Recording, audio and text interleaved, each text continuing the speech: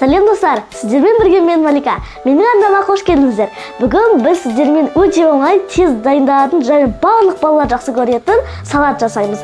Оған қажет заттар: кез келген кириешки, колбаса, қияр, помидор, майонез және де консервированный жүгері. Енді қияр, помидор, колбасаны турап аламыз.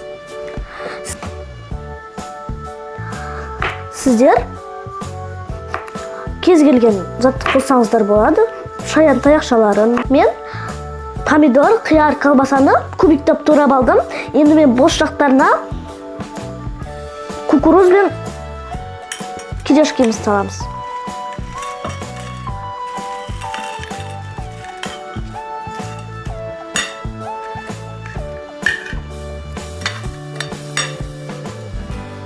Енді ең соңғы кукурузымызды саламыз.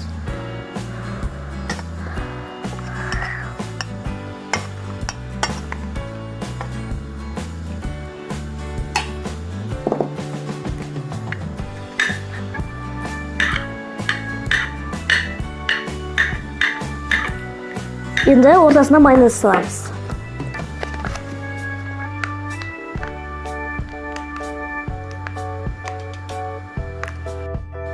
Мінекей достар, біздің салатымыз дайын. Сіздер былай әдемілеп қойсаңыздар да болады, бүйтіп араластырып жей берсеңіздер де болады.